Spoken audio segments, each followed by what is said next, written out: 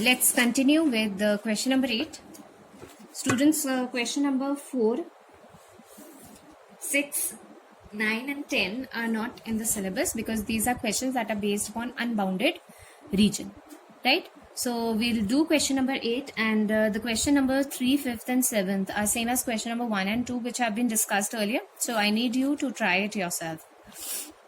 Let's start with question number 8, where we have to minimize and maximize z for x plus 2y, and these are the constraints that are given to us. I can write STC here, that is subject to constraint, right? So I have 3 equations. X plus 2y is equal to 100. So these are 3 tables that I have made, right? So these will be representing the various lines.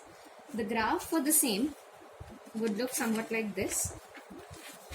So this is the graph that we are going to have here, right? So the graph would be looking like this somehow.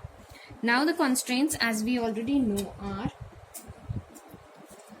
in question number 8. X plus 2y is greater than equal to 100, 2x minus y less than equal to, and 2x plus y is less than equal to 200. So we have x plus 2y, that is this particular line. X plus 2y is less than equal to 100. So x plus 2y is greater than equal to 100. So greater than equal to 100 would be when we will find out, let's say if I take 2 points here, 20 and 20, for this particular line only. Let us consider 2 regions, this and this. So let me find out the feasibility for this region, taking x as 20 and this as 20. So I have 20 plus 40, that is 60, and 60 is less than equal to 100, right? That's what I'm getting, but actually 60 is not less than 100, so this will be not the feasible region. X plus 2y is greater than equal to 100, we'll be getting this particular region as our feasible region. So this region would be as such our feasible region towards the right. Okay, then we have 2x minus y is less than equal to 0. So let's again take 2 points. I take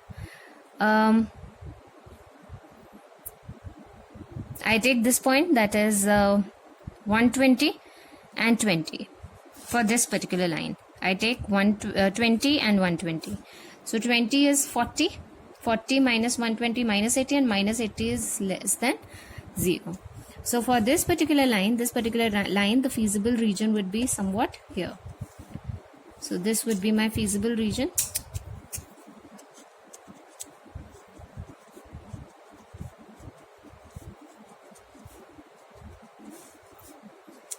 Okay.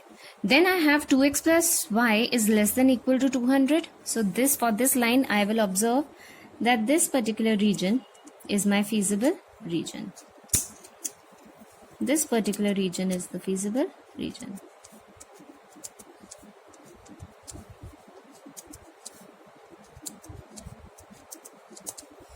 So the region that is common to the 3 is this particular region. So I can shade this as my feasible region.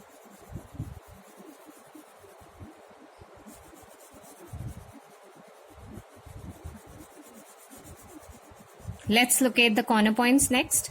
So one of the corner points is this. So if I drop a perpendicular here, it will be x is 50 and 100.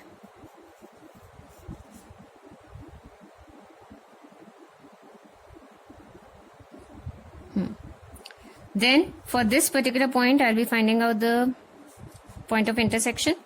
So this will be 20, 40. And this is already 50. So that's 0, 50. So these are my 1, 2, 3 and 4 corner points. So for this I can easily draw a table. The table has been made here. Let me locate these corner points. So the common points, corner points are 0, 200, 50, 100. Then we have 20, 40, and then we have 0, 50. Right? So let's find out since I have to minimize and maximize z. So let's see, just let's find out only z here. So x is 0 and y is 200, so my z is 400 here. This is 50 plus 200, that is 250. This is 20 plus 80, which is 100. This is 0 plus 100, that's 100 again, right? So what is the maximum value here? Maximum value is 400. So z maximum is 400 at which values? At 0, 200. And z is minimum. The minimum value is 100 at 20, 40 and 0, 50. So at two values, at 2 points, I'm getting the minimum value for z. Is that clear, students?